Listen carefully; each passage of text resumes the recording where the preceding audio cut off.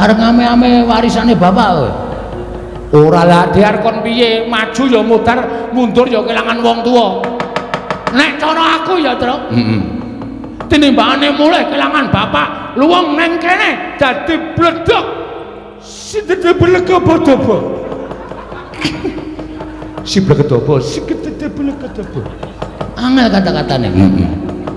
Ngono wae. Wis dieklaske. Mati ya iso wong urip sing dinteni apa? Kejaba ming mudar ta. Kowe karo aku ki ming ngenteni urutan. Heeh. Saiki mati sesuk ya mati. Wis dilakoni. Sing mungsuh Ndara Werkudara kowe. Oke. Sing musuh Ndara Baladewa kowe. Sik. Iki wong loro. Ha iya. Lah sing mulih aku musuh Ndara Werkudara kok kowe sing musuh Ndara Baladewa kowe. Lah kowe ngopo? Aku ora wani kabeh. Rawani kabeh ora. Apike kleru len nata wayang iki kudune nang kene. Aku gandapan. Mulak-malik. Nek carane ketoprak iki metune saka kene ora saka kene. Duduk ngono kok duduk saka kene ya ora apik. Ngono kok kon ngekeki kamar hotel.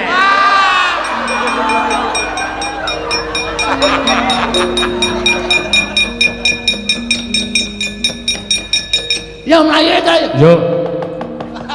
Mlayu nendi? Mulih. Iki awak dhewe mati tenan, Gong. Mergane mati tenan. Modar tenan iki. Kowe ngapae? Kowe ngapa? Lho.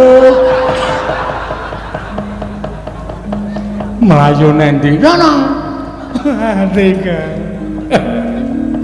Ora ono nek nasibe awake dhewe kaya ngene. Ngapa jane mbok terus terang? Nek kira-kira Werkudara ki ngandhake anak-anake. Giatut Kacantarjantasena. Terus kon nyebar golek awake dhewe, ora usah wedi to. Kowe mungsuh wong tuane. Gatot Kacantarjantasena cecekane untune.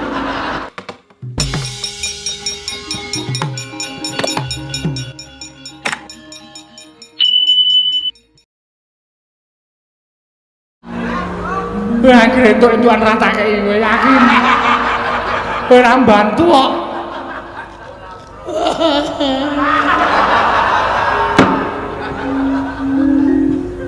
peteng sebabnya apa merem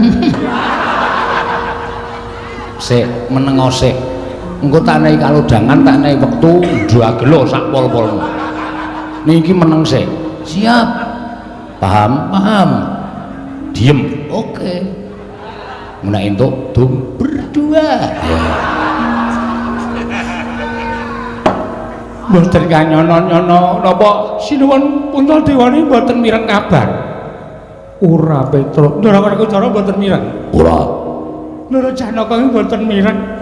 Ora Panakawan. Pun anteng sesasi niki bapak niku gerah. Syukur mula nek mangani sikatan bapak niku gerah pun bapak niku ora iso napa-napa ming nglekar teng amben nek didelok niku ragane kaya wis ora duwe nyawa ming mripate kecap-kedip pun bola-bali kula bali Bagong niku budidaya goleke tamba ning ora ana sing iso nambani karo bapak. Mula kula gentenan kalih Gareng kalih Bagong niku nunggu bapak. Bareng ngonten bapak niku dek malam Selasa kliwon niku. Tengah wengi niku dehem monggo biasane ngombe niku kudu diselang. Niki lho nek mboten percaya buktine Bagong niki sing sok nyelang. Maem ya iso ora iso, mimik ya iso ora iso. Bola-bali ming ambegane saya seru ngorok teng mriki niki mergo kean udut. Nggih. Lah tengah wengi malam Selasa niku bapak niku paring dawuh kalih kula kalih Gareng kalih Bagong. Bapakmu dawuh kepiye? Destun temen Pandhawa nganti ora ngerti ento Kakang Semar nandhang raga. Werkudara Kakang Semar lara banget. Wah, Petro ora wadul, ora matur karo pepundhen Pandhawa. Lagi saiki kowe matur. Petro mbok ya sowan ning Madukara. Kok kebangetan temen Kakang Semar nandhang gerah kok kowe ora matur karo pepundhen. Repot. Sibuk. Lah saniki kula matur bapak niku paring dawuh. Truk. Kowe sowan ning pepundhen Pandhawa. Aku nyuwun pepundhen Pandhawa rawuh ning Karang Kadempel 5 cacahe sinambi mundi pustaka Jamus kelima sada. Ngoten niku. Ora kena gotang Pandhawa kudu jangkep 5. Ndara Puntadewa, Ndara Werkudara, Ndara Janaka, Ndara Klasdewa, Ndara Puntadewa mundi pustaka Jamus lima sada kuwi dadi srana mbok menawa nggonku Waluya Nirmala Temahjati Jati Temah Mulya ngoten niku. Mula sowan kula mriki diutus kalih bapak supados mboyong Pandhawa gangsal cacahipun rawuh wonten ing Karang Kadempel sinambi mundi pustaka Jamus kelima sada. Saaken bapak Ndara awi kula dherekke rawuh teng Karang Kadempel sinambi mundi pustaka Jamus kelima sada jangkep Pandhawa gangsal. Nek panjenengan mboten rawuh teng Karang Kadempel yakin bapak mesti sedo. Ya Kang. Mergo bapak wis mboten gadahi kekuatan babar blas. Pun kula Yasin keping 3 lho. Nek mari ya bek mari, nek sehat ya gek sehat. Ning ora ana undhane babar blas. Winganane bengi dek Petro mboten nonton kalih Gareng ya mboten nonton kula wis omong karo bapak, Pak, mati ya mati ning warisan didumsik. Aduh paraimu lho kowe. Tak Pak Genti. Lho. Bapakne kok ngami-ami warisan supaya aja nganti congkrah tru. Bapak wis kaya ngono wis ora iso piye-piye. Nek bapak ngerti sek ngono ya. Piye lek arep ngedum warisan? Kowe mesti malak, Gareng kae meneh, arep cilik ning Mecakil kae. Mesti apa-apa dihaki. Aku entuk apa? Aku ki mung wong sarwa ngalah. Omahe mung manggon ning pawone bapak aku ki. Ya mesake kowe. Kowe njaluk bapak, ora tau dikeki. Petro dalem mundur sikik. Mundur kok, mundur. Lah.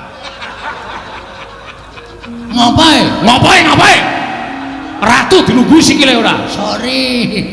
Ora sengaja kok ya. Salahe nang kono. Lho, dhisik aku. Oh iya, Dik. Ampun. Kowe tak jarwani ya Petruk nggih.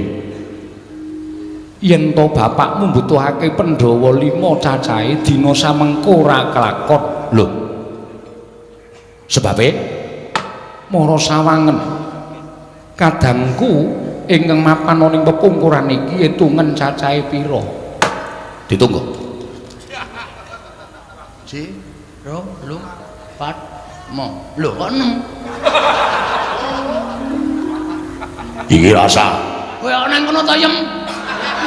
Ngisru-ngisru pikiran kowe. Minggir.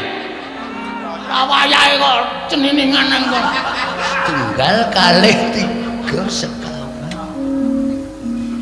Tuh, jiro lupat. Lho, kok mung 4, Tru? 4. Kok namung sekawan? Kowe tak kandhani ya Petro. Nggih. Kadang utawa pepundhenmu ya kuwi Yayi Sediwa ninggal praja. Lho. Sebabe mergo didukani kelawan bendaramu Njodipati. Lah kok iso didukani sebabe apa? Mergo Sediwa nggondheli pustaka Jamus kelima sada. Lah pustaka ajeng dipotong pundi?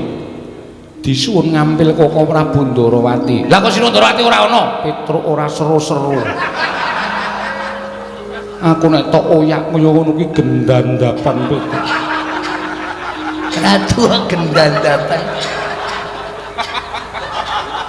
Mergo Koko Prabu Ndarawati rawuh ana ing negara Ngamarta nyuwun ngambil pustaka Jamus kelima Sada. Pandhawa nyaosake marang pusaka marang Koko Prabu Ndorowati nanging mung Sedewa ingkang gondheli. Oh, dong kula. Dodok sering perkara kula wis paham. Dadi Ndara Sedewa niku gondheli pustaka Jamus nyang jimat kelima Sada. Mergo ajeng disuwun ngambil Sinuwun Prabu Ndorowati. Lah Sinuwun Prabu Ndorowati alasane napa? Dasaripun napa kok nyuwun ngambil pustaka Jamus kelima Sada? Mergo Ndorowati ketaman pegebluk. Bisane waluya yen to tinumbalan pustaka Jamus kelima Sada. Terus alasane Ndara Sedewa ora ngentukake merga pusaka kuwi dadi pusakaning Pandhawa lan pusakaning para kawula. Pustaka kuwi penguripaning para Pandhawa. Yen Pandhawa koncatan pustaka Jamus kelima Sada, wong kang ora seneng marang para Pandhawa nggone bakal gawe sengsaraning para Pandhawa angel mijet poe ngranti suwe banyu sinaring Petro. Oh bener. Bener niku. Mula pusaka niku aja nganti pisah karo pepundhen kula para Pandhawa. Pusaka niku mboten pusaka bae-bae. Nek Pandhawa koncatan pustaka Jamus kelima Sada, Pandhawa niku dadi ora duwe kekuatan, apes kekuatane. Nek ana wong sing ora seneng karo para Pandhawa, gawe cintrakaning para Pandhawa niku angel mijaba nganti suwe banyu sinaring niku pas. Ngendikane Ndara Sedewa niku bener. Mula Sedewa tumuli gondheli. Lah niku bener. Nanging ngerti ya sing nyuwun ngampil pustaka Jamus kelima Sada kuwi Koko Prabu Ndorowati. Koko Prabu Ndorowati ki sembahaning para Pandhawa. Nek cara kula mboten nyawang sembahan. Nek nyuwun ngampil ya nyuwun ngampil sanese pusaka, ana jeneng pusaka kok disilih ki cara pundi. Sing jeneng pusaka niku duwe daya, niku merga diasta dening kang kagungan. Pusaka kok disilih-silihke niku mboten ajeng ana dayane. Dadi nek Sinuwun Ndorowati nyuwun ngampil pustaka Jamus kelima Sada supaya dadi kinarya nambak rengkaning praja. Kula nuwun sewu. Niku gek-gek ming alasan. Mula Ndara Sedewa nggodheni niku wis pas. Lah kok terus dadi iso lunga? Merga didukani karo Bendara Munjadipati.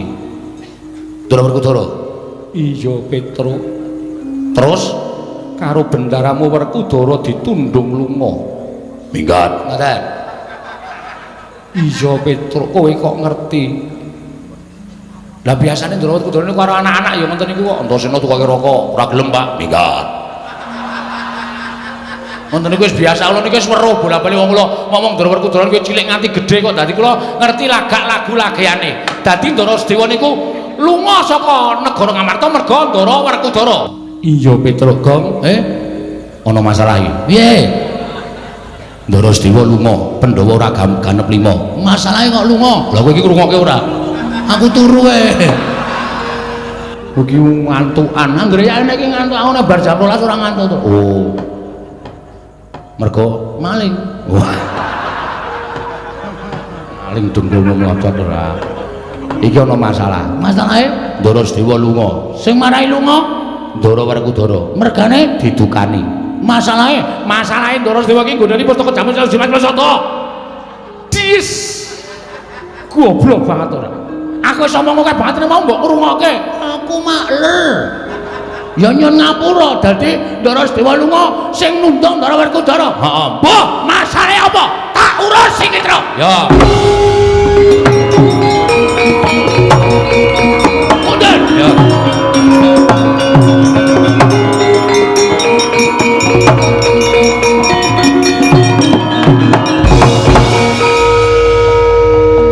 Kula tak takon karo sampean. Wah, Bagong wong edan. Karo Bendara nuting-nuting.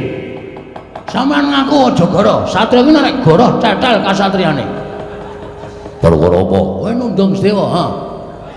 Kowe nundung Ndara Sedewa apa ora? Wah, iya. Dasare apa aku tak takon? Sedewa wani karo aku. Dikandani ora gugu, aku wegah duwe dulur ya dikandani ora gugu. Tak tundung minggat. Terus saiki nek nganti Ndara Sedewa minggat, Pandhawa ora jangkep 5. Monggo Semar loro, isane mari nek Pandhawa rawuh 5, cacahe ning Karang Kadempel. Nek nganti ming 4. Nek nganti Semar, endi Pandhawa? Jero lupan teksek ngono piye? Hah? Ora mikir to kowe? Kula kandhane nggih, Pandhawa niku aja nganti godhang. Mergo Pandhawa niku nuwun sewu, 5 cacah iku wis ngrambangke dhewe-dhewe. Ndara Puntadewa kuwi nuwun sewu. Sing barep kuwi nglambangke Ndara Puntadewa kuwi ora tau gelem perang, ora tau gelem tumindak ala, ora tau gelem tumindak sasar susur, watake resik, lahir batin manembahe taberi nyembah karo sing gawe urip. Mula Ndara Puntadewa ki perlambang wong sing manembah karo sing ngakarya jagat. Sampeyan ki kasantosan. Ndara Janaka kuwi tresna asih. Lho, kabeh wis lambangke dhewe-dhewe. Kok dadi Ndara Sedewa kok tok tunjung lunga? Wah, Bagong ora basa aku iki bendaramu. Kowe kudu nganggo tata krama ora basa karo aku. Tuwa sapa Werkudara to, Bang? Tuwa kowe. Lah, aku ora basa ora masalah. Ora bakal kualat karo kowe. Kowe iso kaya ngene iki mergo aku sing budidaya. Kowe iso dadi satriya, sampeyan iso lenggane Jodipati, nek aku ora ngewangi babat Wonomarta jaman semono. Apa entuk Pandhawa negara Ngamarta? Kowe ngewangi apa? Kowe meneng wae cangkepe ra sadar. Ora kowe iki ngewangi ora, kowe meneng. Meneng diem. Iya iya. Aku nek ngomong apa-apa kuwi pokoke ngiyoi. Iya iya. Ngono entuk didum wong loro. Apa-apa kok didum wong loro. Hah? Nek kanan kaya ngene sampeyan notohke nyawa. Nyawane sapa? Nyawane Semar. Nek ngono sampeyan seneng Semar mati, ha? Nek ngono sampeyan seneng Semar mati, ya. Sampeyan bunga Semar mati. Wah, Bagong. Hilang tata kramamu karo aku. Kowe wani karo Werkudara. Nuwun sewu, kula ora wani karo Werkudarane, ning wani karo pambegan sampeyan. Sing rumangsa bener dhewe, ora iso disalahke. Kula ora setuju carane kaya ngono kuwi.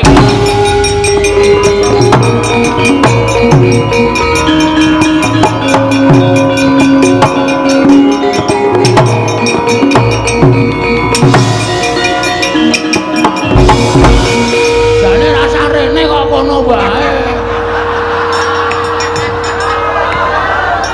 Lah ngopo? Aku tratapan. Tratapan, Dik. Malah. Ayo. Saiki kowe ngecah apa? Truk. Truk. Wangsulana, Truk. Lah piye? Ora pada wani nek ngene. Oh, jire ora kene. Wong kene wis kebacut nyegur kali, maju ya klebus, mundur ya klebus. Lah kowe beda pedomane ora aku. Lah piye? Aku nek nyeblong kali ndodok sik. Oh, dugang ora. Kersane pripun? Ora sak nyuli karo Bagong. Wah, yen pancen ora trima karo lungane Sedewa, mergo tak tunduk. Anak-anake Semar arep ngopo? Nuwun sewu, mbangane kula kelangan bapak. Lho kula mati teng negara Ngamarta kula wujuti. Yo, metu njaba. Oke, Truk. Ora sembrono lho, Truk. Ndara Werkudara. Lho, wong kendeli ngene iki kok wis bacuk nantang ora kaya kowe iki nantang kok mundur iki ngopo kowe?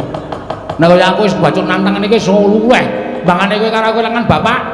Nek nganti Ndara Werkudara ora iso nemokke Ndara Sedewa, ora kersa goleki dina iki. Oh, rame-rame lantas malang-malang putung. Gecek ndas. Wah, kecek-ketik metu njaba.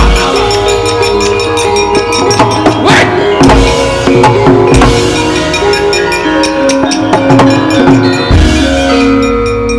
Nuwun sewu. Iya, Bagong. Anane kedadian kaya ngene iki mau merga Kresna nuwun sewu Sundarawati ngilih pusaka jaman Klimasada. Iya. Sapa sing ngeterke tekan kene? Ngeterke. Koko Prabu Ndarawati diderekke Koko Prabu Mandura. Nah, iki sumbering masalah. Hus. Ratu kok dihu. Sampeyan sing nderekke Sinundarawati. Yo.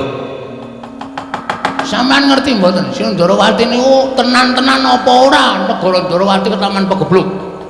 Kyai Prabu Kresna rawuh ana negara Mandura. Dheweke ngandhake karo aku matur karo anakku yen negara Ndarawati ketaman pegebluk. Bisane walyana Rama Majati yen tinimbalan pustaka Jamus Myang Jimat Klimasada. Aku dadekke seksi supaya melu sowane negara Ngamarta. Terus aku matur karo Kyai Prabu Darma Kusuma. Yen to para Pandhawa kudu ngelingi lelabuhane Kyai Prabu Kresna. Tumuli dadi geger iki mau. Ah, iki. sak ngerti kula Ndara Werkudara niku wonge angel nesu. Nek ora ana sing ngubup-ubupi, nek ora ana sing ngompori. Sapa sing ngompori Werkudara? Lho, aku ora. Ngaku wae. Ngaku wae. Glandang nenggala wae. Hus. Kuwi nggonku. Aku njaluk. Lho. Nenggala dijaluk piye? Butuh aku ora mengerti para ya sampean kudu tanggung jawab. Sampeyan melu gawe masalah luwih Ndara Sedewa. Sampeyan ora gelem nemokke Ndara Sedewa. Kula sing ora trima. Lho, kowe nantang Baladewa. Lho ora nantang. Men kula men kepengin sampeyan tanggung jawab. Tegese kowe nantang karo Baladewa. Kowe nantang karo Rata Mandura. Apa mbok ora wedi karo kowe ya? Nek ndi mamane wong Ponto itu metu coba lekane atiku. Rugi. Apa wih? Ngerkoso kok tak njaba. Rajos Jirik ora sakakan gelem tamukan ayo karepmu piye pokoke sampean gelem golek apa ora aku ora gelem golek ora gelem ora gulung wae metu coba legane aku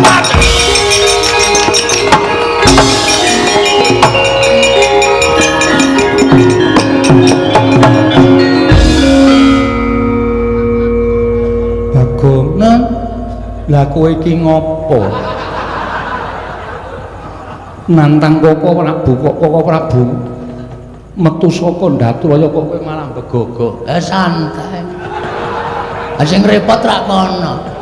Wong kene durung siap-siap kok karo yo mangkat yo saiki yo ndak sela ketinggalan kereta. Ora ana Baladewa kok nesune tentang kereta.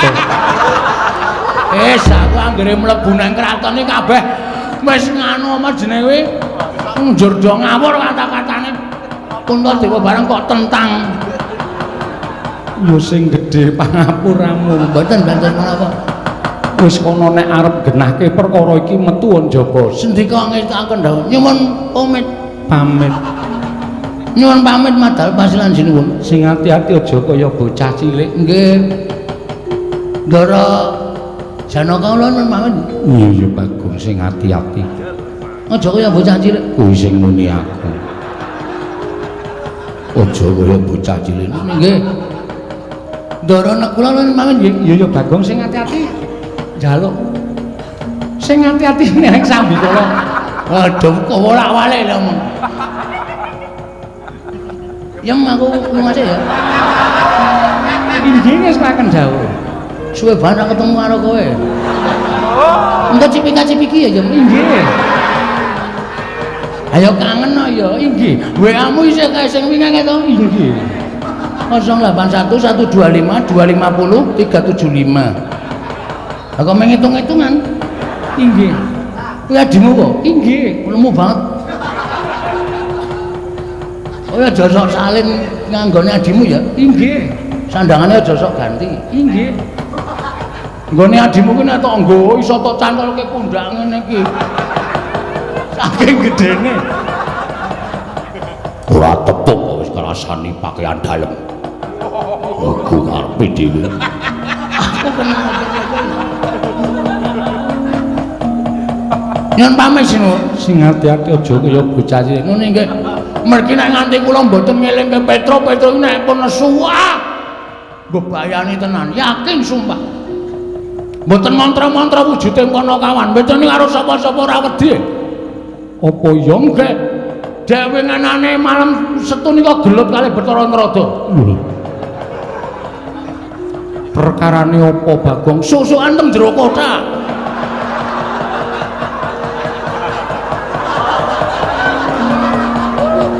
kok iso enggak ora kero dosare kabeh Bathara Narada niku musuh Petra disadol rame teng jero gludak-gluduk sing damekke nggih kula ya wis syukur yen to kowe wong nggih ngoten mawon nggih nyuwun pamit iya sing ati-ati bareng iya pun ya Ndara Janaka iya sing ati-ati Bagong Ndara Sembadra sehat to sehat Ndara Srikandi iya ya waras Bagong syukur pun ya Ndara kula iya Bagong sing ati-ati ngono nggih oh iya nah nggih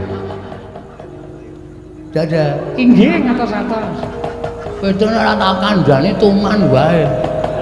Wis merno-merno ae gawe masalah terus nang kampung iki. Adek malam Selasa wingi.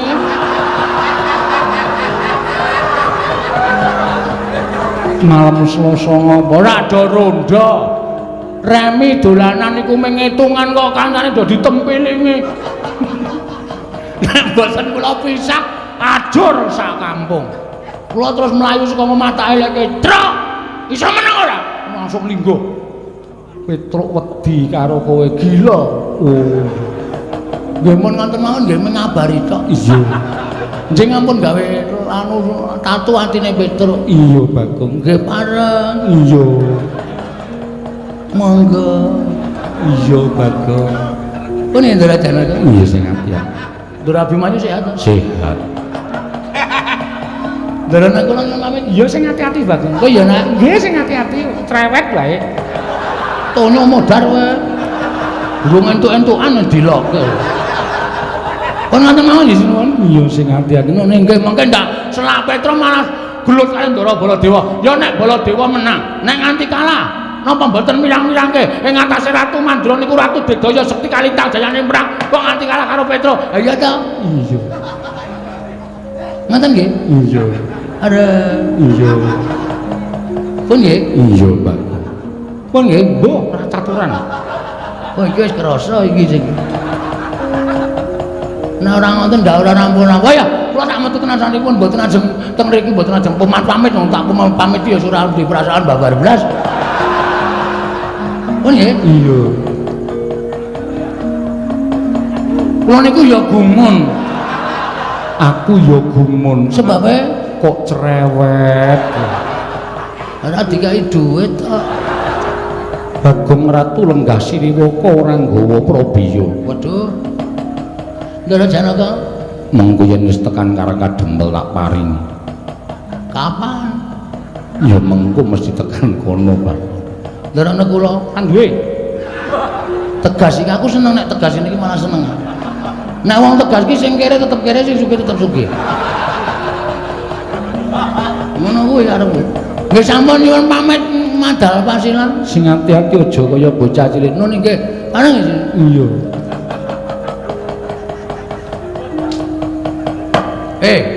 Wonten dawuh. Pateno kowe? Nggih. Andakawana? Inggih. Pangling kali kula ki ora Bagong. Ora. Sehat to? Nggih, pangestunipun waras. Nggodhe 300. Kangge menapa? Nek silise panjenengan menika ngambil darinipun kunduraken. Iki atas nama Sinuwun Puntadewa. Aku kok nilai kowe 300 sesuk le nyaur panjenengane. Menapa estu? Dipidana pati wae wae. Nggih. Monggo 300. Nah, ngono. Nek ra ngene ra entuk hasil aku. Gong, Kriwikan dadi grojogan, geguyon dadi tangisan. Kowe aleman kok. Lho. Aleman apa? Oh, datang nantang Ndara Werkudara iki ngopo? Lah aku ra mbelani dapurmu iki kok. Kowe iki sing mau bengok-bengok nantang Ndara Werkudara barang Ndara Werkudara maju terus kowe mundur. Nek ora ditandangi ndak tuman wae. Ning iki dadi cilaka terus. Kok cilaka? Ha iki Ndara Werkudara goleki kowe. Kowe mesti dipateni karo Ndara Werkudara. Aku yang katut dosane. Wong aku ya nang kono. Lah kowe mau kok ora metu ngopo? Ah urung ngarep metu. Lho tekse kowe mau ora metu ngopo? Aku golek mungsuh. Lho. Mungsuhmu? Entuk Baladewa ora luwih cilaka. Rumah tahu kowe iki nek dolanan bebaya kok senenge ra jamak-jamak kok. Neter ketrimane urip mutar matur. Neter ketrimane urip, Tru. Sisan gawe wong neter ketrimane urip ya aja ming cilik-cilikan, gedhe sisan. Nek nganti Ndara Baladewa ngetokke Nenggala, ngetokke Alugara, ora wedi. Lho. Kok ora wedi? Sing jeneng pusaka.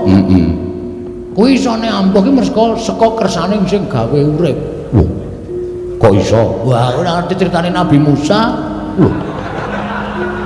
Wah, kowe iki elek ya elek terus iso nekani pengajian. Lambene menggolek wedange kok. Nek ora entuk ngelmu. Nabi Musa kae entuk firman saka Gusti Allah. Musa, tongkat kuwi samplukno ning Laut Merah. Mergo entuk firman saka Gusti ngakarya jagat, tongkate dadi digdaya. Ning nek ora entuk firman saka sing gawe urip, tongkat kuwi ya ora ndedaya apa-apa. Oh, mula nenggala alugara kae ora bakal duwe daya apa-apa nek ora entuk firman sing gawe urip lan digunakake tumindak sing ora prayoga. Ora iki tenan iki. Nek ditamake aku karo kowe, monggo kowe karo aku iki wong ora tumindak luput. Yakin to? Wis to, percaya, mesti modar. Ngomonganmu ora kena gugur. Ora bakal temomo, wis to, yakin. Niki cilaka ya awak dhewe. Melayu ayo kok mulai yo. Mulai piye? Mulai nek nganti mulih ning Karangkadempel, matur karo bapak, nek Pandhawa 5 ora tekan Karangkadempel. Kowe seneng nek bapak terus mencicil, ha? Puas kowe. Kowe anak model piye kowe? Bapak ngrungokke omonganmu, piye Petruk? Pak, Pandhawa lunga siji Ndara Sedewa. Dadi Pandhawa ming papat tur pustaka Jamur Sriwasada diasta sinuwun Ndarawati. Gluduk. Pengumuman berita lelayu.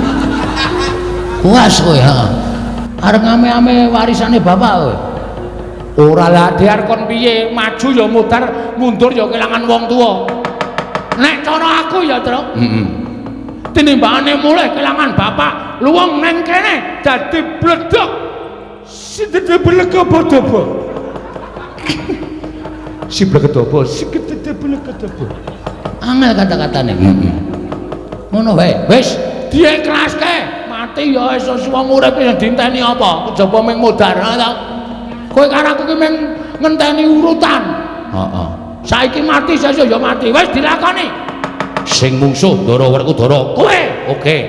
Sing mungsuh Ndara Baladewa kowe. Sik. Iki wong loro. Ha iya. Lah sing mulih aku mungsuh Ndara Werkudara kok kowe sing mungsuh Ndara Baladewa kowe. Lah kowe ngopo? Aku ora wani kabeh. Ora wani kabeh ora.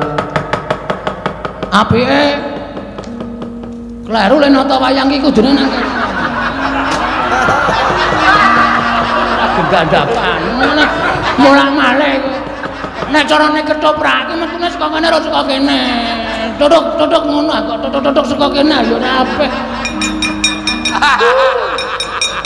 ngono kok kon ngekeki kamar hotel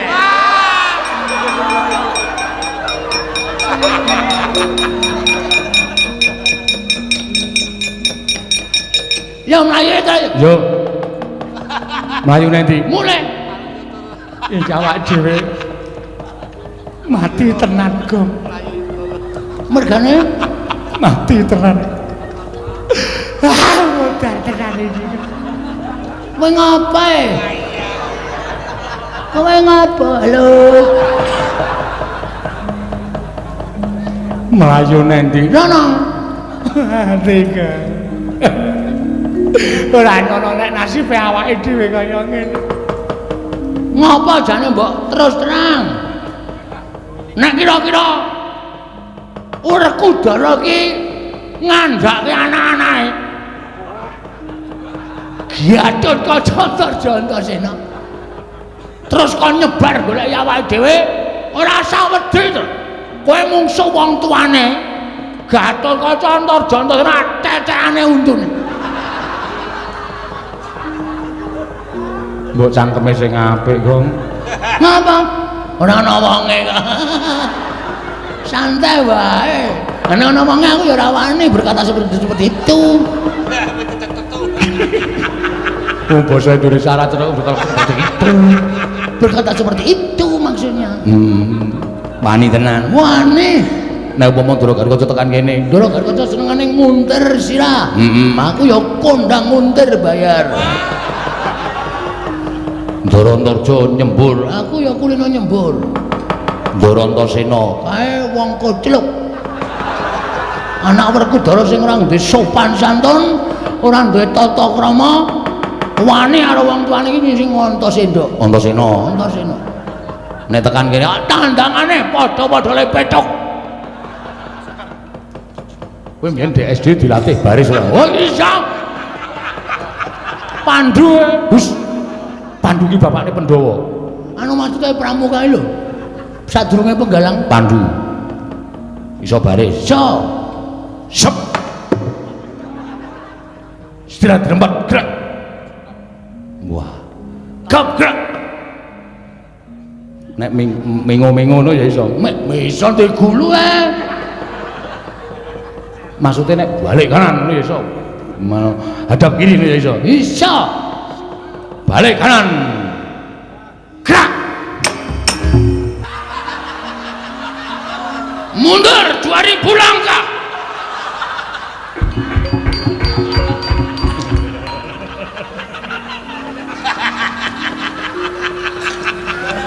Srene, Aku nang kene wae kok, Truk. Kowe kire kok kowe. ngopo ora ngandani? Aku nek kowe wedi seneng e, Gong. Raimu pucet matamu. Konangan. Rene. Darantasena ora apa-apa. Asem e. Apike njuk ngapura. Ngapura nggih, Den. Ora apa-apa wong aku kocluk tenan kok. Dar. Nek Bagong karo Antasena padha-padha lepethuk ha to. Guyon. Ciluba. Ngus wong tuwa kok dicilubah. Gong, Nun, Truk, Nun. Aku ngerti, kowe keweden to? Nggih. Mergo doyak bapak. Nggih. Bagong doyak sapa? polisi. Anu nomor Baladewa. Siwa Mandura. Nggih. Lah ngopo? Tak tantang cah kendele. Terus Metu njaba rame banget. Rika Bagong panjenengan mendi minggat dhewe. Kula aling-aling bakul dawet. Terus melipir lunga kula. terus tekan kene iki. Lah kuwi mau diundang bapak. Bu, timbali Kang Rama. Heeh. Kon golek iki karo Bagong. Kon bonto tani kon ngrincung sikile. Modar ora kuwi tekan kene. Ngopo mundur? Terus sampean wangsulan pripun? Aku njaluk keterangan karo bapak. Jane eneng ngopo to, Pak? Bapak critane nana bla bla bla bla bla. Saiki iki ngono kuwi, Truk. Ora gelem jelaske ming bla bla bla bla bla. Kuwi kudu wis paham. Ya, Pun ngerti ceritane. wis terus aku ngluputke bapak.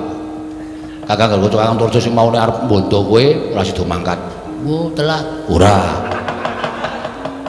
Ora sida mangkat mergo bener ki omongane Antasena. Lah aku tekan kene iki wis sarujuk karo Kakang Garwaca, Kakang Turjo, aku arep ngewangi karo kowe.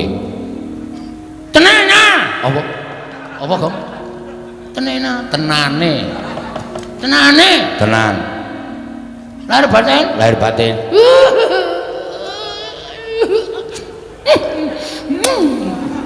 Gilani ora. Wah iya. Ngambung kok karo deleh. Itu. Ken mau ora to idoke to. Ora tak nggo dolanan. Jiji. Ngelae. Ayo.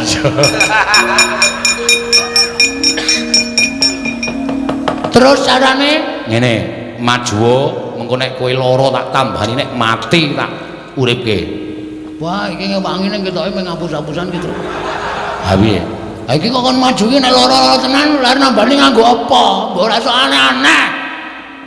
Kowe aja ngeyel kok tapuk rambemu lho. Ki, banyu sungut iki. Ki nek tak peres metu banyune iso nggo nambani wong lara, nggo nguripke wong tekaning pati sing durung winanci. Weh. Apik. Niku tukul napa karepe dhewe? Iki paringane Sang Hyang Baruna. Weh, bes. Bis dengkulmu mlocot. Baruna ki dewa. Sing sok liwat ngarep omahku ki Baruna jurusan Parangtritis. Gobloke ora. Nek maju kula mboten iso, kula ora iso kon maju. Ngene wae, nek kowe ora wani maju, kowe loro tak dandani gelem ora? Dandani napa? Tak dandani Petruk doyak sapa? Ndara Werkudara. Bagong doyak sapa? Baladewa. Nah, Petruk tak dandani Werkudara, Bagong tak dandani Baladewa. Ngopo to saiki ora? Ya gawe ya nanti nyewa nanti. Lho nyewa piye? Sarana cipta. Walah, lah tak ngundang cipta bareng ora. Sarana cipta ki tegese nganggo kebatinanku kowe iso wujud kaya ngono. Oh siap. Urung mesti lho aja dijupuk sik, urung mesti.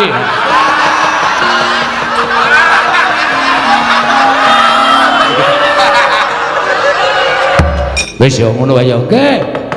Nek tekan kene, lah kula mengene diajar nek Ndara Baladewa kowe buku ana Baladewa ngembayang mati glendang ning kono. Kowe tak nehi kekuatanku ora apa-apa. Kowe percaya ora, Tru? Percaya nah. Aku kok ragu-ragu ya. Ora wis to santai wae. Weh, anggone kebaca dimati kowe bles. Mati tenan kowe sing nang dhuwur sirah kuwi kutil tenggul mlocot. Kuwi diperes ora metu banyune. Ayo. Cilaka ora urip awake dhewe. Wis ora apa-apa mati ya wis ben. Ngono wae ya, Truk. Gong nggih. Manut pokoke nggih, pun pokoke tak cipta. Nggih, monggo. Ngempet-ampekan. Ayo, Truk. Ya. Oke wis, tak suwun karo sing gawe rup muga-muga kowe iso malik apa sing tok karepake.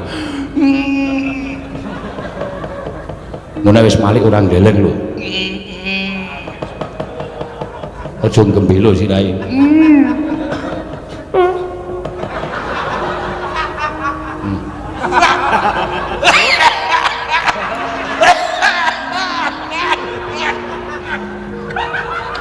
Dek sapa iki? Dekmu. Aku kok pangling ya. Kalau saya dhewe kok lali. Wis suwe pangling aku. Wis ndak kokean omong kok ndak malah ora rampo-rampo. Nggih. Tan samar pamoring sukma sinukmaya.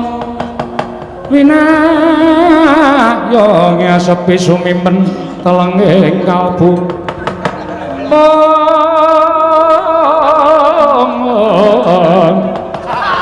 Babukaning warana karlen saking lho kok kleru. Truk nun. Gong nun. Waduh lek ku maca mantram sajake kleru. Sing karepku dadi Baladewa iki Bagong, lah kok malah Baladewane Petruk. Pun mboten napa-napa sakanane mon. Ora delunggung isara niki. Bapak Werkudara lugu dhuwur. Aku wis mari, Mas. Wis ora Bagong. Wis ora Bagong kowe piye to? Aku wis Baladewa iki lho, sandangane wis ketok kok. Wah, wangun lho kowe, Gong. Bapak Werkudara aja lungguh ngisor. Lho. Apa nganggo pecah bane? Werkudara ini arep medhit ngono kuwi. Oh, radong anake kok radong.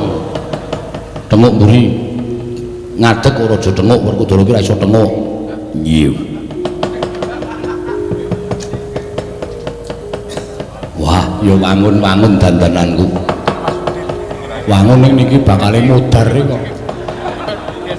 Aku mati ngopo? Lah nek Sinuwun Mandura ngerti tenan. Wah, iki aku medhep kaca, jejeki siramu. Iya. Iki. Wah, ana Werkudara Suden. Aku dereng mlendrong. Apa nek sujud kudu mlendrong apa? Ah kudu ora ketang sithik. Ana mlendrong ya ora sip. Diapure ora. Rada maju to, nggih. Coba saiki aja nganti ketara tak tes. Ora pangling kaya Siwa Mandura. Wah, anakku nggih anakku wong gagah. Antasena ya iki wakmu ing Mandura. Dadi ku katur Pakde, pangestuku Tambanana ndak gegem dadekake jimat. Bapak Werkudara. Loh, iki anak karo Baladewa karepe piye?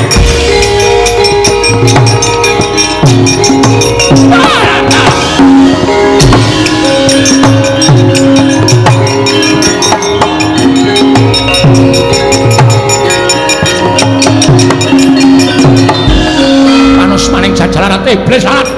Iki aku kok ngedep kaca iki. Iki sapa iki kok nandang cara Baladewa iki? Jagat Dewa Batur ya jagat maitu ngono aja ngawur gawar ngawur. iki Tata Mantura Prabu Baladewa. Iya apa ora Werkudara? Iya. Iki adikku lanang Jodipati sing dadi seksi yen to iki Tata Mantura Prabu Baladewa. Iya apa ora Werkudara? Iya. Wah, manus paling jajak iki aku ora pangling iki. Iki suarane Petro iki iso kembali karo aku iki men Petro. Iso nyuara padha karo Baladewa Petro. Lah kok dadi kowe iso dadi Baladewa? Wes, ora sandat aku yen gelem tanpa kun. Ayo nang kene. Ditemtoke kowe omong aku sing tekani mati. Wah, kelakon mati dening aku. Ha, mati dening bles lalat menungso.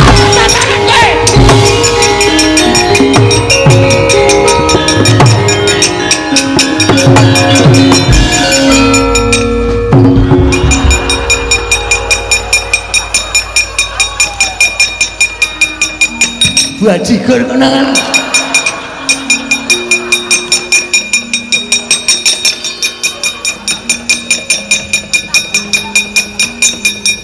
Wah.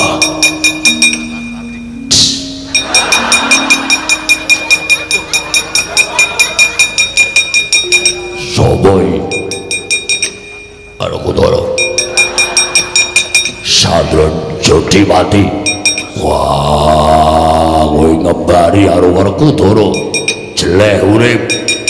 Wah, aku sok jeleh ora. Karepmu piye? Wah, setan. Kowe nyuwara sing suwe. Wah, iya.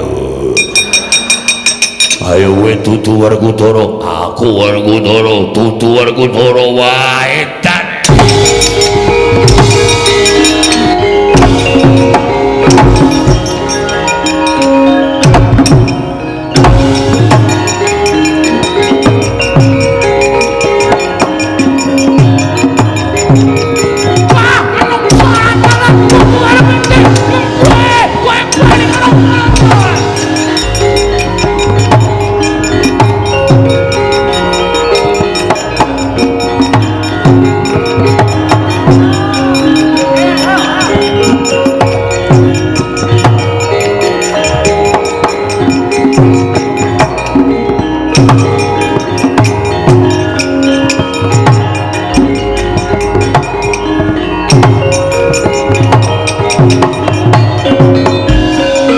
Sinayeng manggulung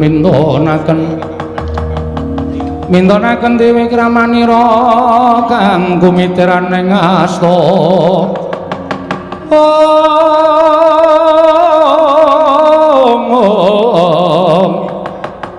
kang miteran ing asta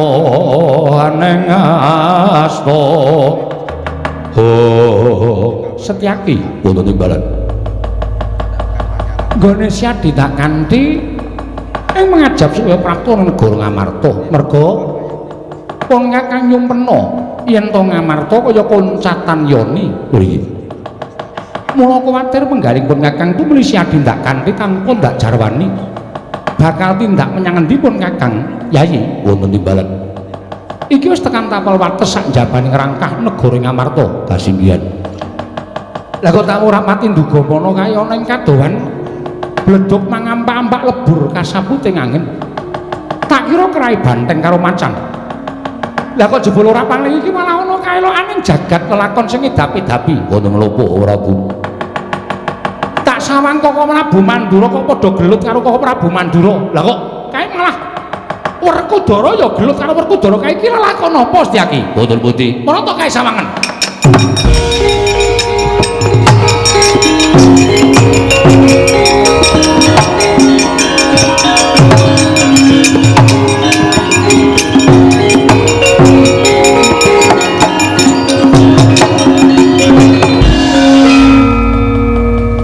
satu nggih lampaning edapi-edapi kok ora Bu piye kok ora Bu menika dadi sing Sang Hyang Bathara Wisnu ngertos dhateng lampaning ingkang lampah lan ngertos dhateng lampaning ingkang dereng kelampah meski mawon kok ora Bu mboten badhe kekilapan dhateng lampahan menika marata coba tak sawange kanthi kaca paisan iki lelakon apa Setyaki kula semanggaken Katriku mulung mangrembak ing wadya Kurdakara rek kagiri-kiri ronanggono Oh. Jagat Dewa Bathara ya jagat pangestu Ngara. Kon menapa kok gumujeng? Lah bareng tak wis padhake Koko Prabu Mandura kae kancen perang andon pupuh karo sawijining Nalindra ingkang citrane tan prabéda Koko Prabu Mandura. Iya. Ngerti ora kae sapa? Sinten? Petruk to. Petro. Iya. Setunggalipun Kowe mesti tak kandhani mesti guyu sik wae. urung dikandhani kok wis guyu. Mergo nek tak kandhani kowe mesti saya maido. Sebabipun Werkudara doglut kae sing siji Werkudara tenan, sing siji kae ora coba ngerti ora? mboten ngertos. Mbaya dikulinake ngasah lan tiping batin. Ngerti ora? Mboten dipun paksa inggih mboten saged. Kae Bagong. Lho. Kok saged sami wujud kados mekaten? Mergo ana sing dandani anakku ngrandu Gumbala. Kabeh lakon mau cetha ning kanca paisan. Ora Bu. Mangke mindak keling seman. Lah iki ana ing kene tuwa tandha pitakon ing pun Kakang lha kok dadi padha regejegan punakawan karo bendara iki eneng lakon apa ning negara ing Ngamarta? Saenipun kados pundi? Ngene wae. Aku tak misah Werkudara, kowe misah Baladewa. Oh iya. Sing Baladewa sing dudu sejati ana ing sisih tengen. Oh iya. Ruketen jaken ngadoh supaya aja nganti padha panca bakal. Istirahaken dawuh. Ayo sedaki Sawi kula ndherekaken ora Bu.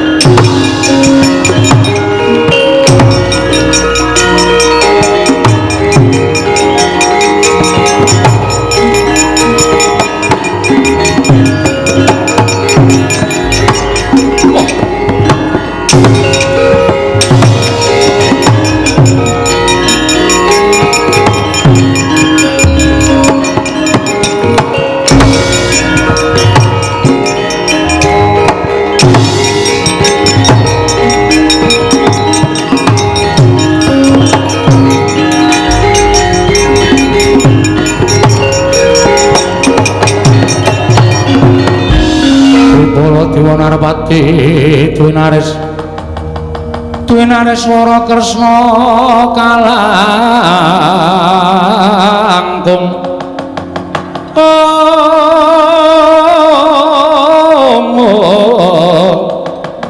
kalangkung tresnanira marang Dyakanon Cinawi. Oh Kresna wonten dawuh aja mbok pisah, aja mbok pisah menungso ra tataran wani ngembali marang panguwasane Nata Mandura Prabu Baladewa, ngembali marang Mandura. Tresna, aja mbok pisah. Inggih, kula ngertos. Koko Prabu sare. Wah, ora iso. Sare.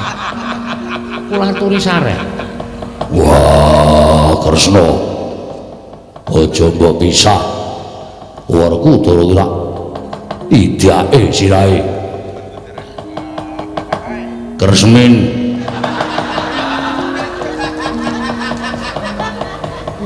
Kresna. Aja mbok pisah. Dai men ora keju awake. Iya Werkudara sabar ya Yayi. Iya. Mendem. Koko Prabu aturi sabar. Ing atase pun kaki Narendra Mandura dikembari karo menungso ora tatanan. Aku sing dikembari Kresna. Aja percaya kuwi Petra kuwi. Inggih, kula ngertos, sampun to. Sampun duka kados mekaten. Aku dudu Petra lho Kresna. Inggih. Sedyaki. Wonten dawuh ora. Ya syukur si Adi ento iso misah karo mereka iki. Napa kok Prabu Kresna dahar ketelan panganan dhewe. Setyaki iki ya aneh-aneh ora. Koko Prabu Baladewa Petruk ora aturi kendel. Lho, aja ngawur gawar ngawur. Aku dudu Petruk. Wis to. Ora usah ngapusi karo aku. Petruk apa dudu? Dudu. Senjata Cakra Taman. Ya Petruk. Konjo nggunakake senjata cakra ora. Wow. Dikon rene idake dase. Wah, ngembari karo Werkudara. Kresna kakakku. Aku adimu aja percaya ngalu kae. Aku adimu Werkudara. Iya Werkudara sabar ya. Iya. Wagre kowe isih milih kaya sudek. Nganggo apa? Iki. Wah, didepke ning raine Kakang nih. Landhep apa piye? Bar tak ngirisi brambang. Werkudara aja semrut Werkudara. Cerewet. Kresna wonten dawuh. Kuwi Petruk kuwi adilana kuwi. Kuwi wani karo pun Kakang mergo pun Kakang belani karo kowe. Lho maksud piye? Kok panjenengan belani kalian kula menika laripun kados pundi? Lho kok sira. Si Adi ra lagi wen mras tekan Guru Ngamarta to? Lho, nuwun sewu. Kula nembe iki mawon sowan wonten Negari Ngamarta malah dereng mlebet wonten ing Datulaya. Buktinipun Setyaki. Setyaki ndherekaken kalian kula. Kok ora Bu, nembe iki mawon kok ora Kundarawati rawuh wonten Negari Ngamarta. Lho, kok sik? Kok sik lah sing gawa Pustaka Jamus Klima Sada iki mono. Memper karo Yayi Prabu Kresna, citrane tanpa beda karo Yayi Prabu. Ngasta Pustaka Yayi Jamus Klima Sada ngandhakaken Ndarawati ketaman pegeblok iki mau sapa? Lah, rak tenan to. Wah, Werkudara piye Werkudara?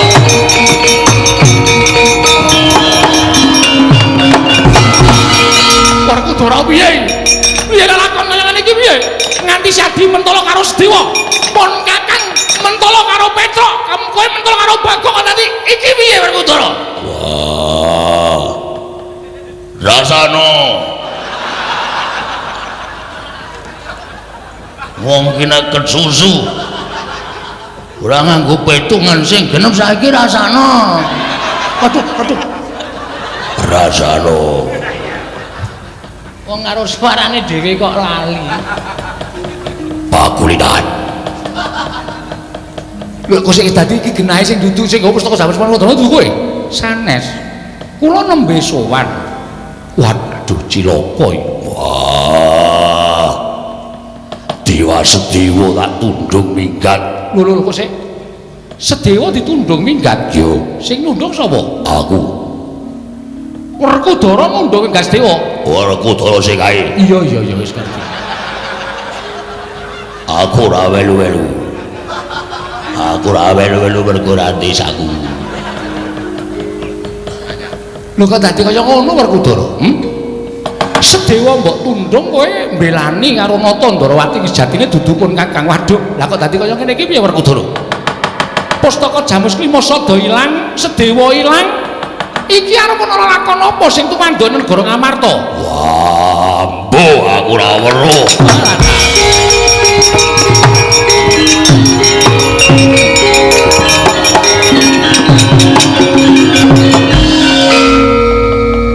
Saiki rasane apa dianggep sing dadi panyokra bawaning nata mantura Prabu Dewa kuwi luput saiki rasane walah idake sapa mbuh sapa wong areng idak kok wedi lho ya wedi no kono digdaya padake anggere lali suarane gua Prabu piye Satriya duwe nalindra menika dipun wangsulaken kados wingi. Kok Prabu? Piye? Piye Yai? Lho, diapure kowe lah ngono aku. Kok Prabu sampun. Anggepe kaya Baladewa tenan iki lho. Lho muni Yai kok ora entuk yaimu dhewe wong iki. Iki yaine wong pirang-pirang. Piye Yai? Kok Prabu sak menika ngaturi salin kados wingi. Lho salin ya ini kalau ada salon sing buka nganturi salin wujud Petruk aku ini orang ngerti piye carane iso dadi Baladewa mau sing dadi Baladewa Antasena lho Pak Cilaka Werkudara ya ora ngerti ora sinau dadi ora ngerti ora omongan karo kowe aku yung iki edan kok dicubles ora tekan jero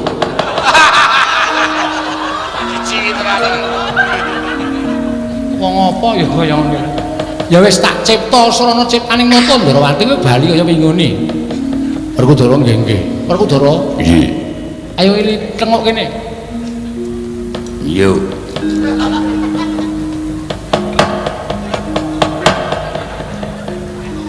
madhep rene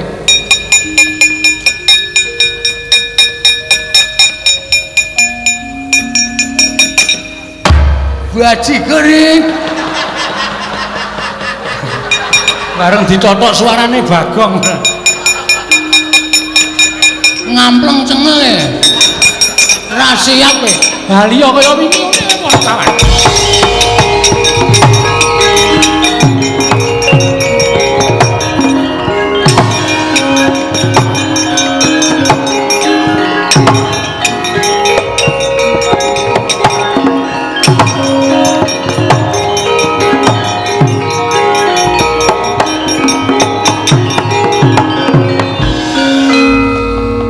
Petro nun lah kok kowe sowan ning negara Ngamarta bapak gerah bapak niku isane waliyane Rata Majati waluyung kene nandhang roga nek Pandhawa gangsal cacahipun rawuh teng Karang Kadempel sinambi pundi pustaka Jamus Klimasada mongko pusaka diasta Nata Ndrawati Ndarasedewa dituntung Ndara Werkudara lah kula ora wani bali nek nganti bapak takon Petruk endi Pandhawa kurang siji Pak pustaka ilang nek seda pripun lho apa bapakmu nek lara wis banget wah wis ra iso apa meng mripate tok sing kedap-kedhip nek ditutuhi dhuwit pira Pak 100 kono kan ki nek lara kabeh mesti ngono kuwi ya nggih kabeh niku turun kok larane iya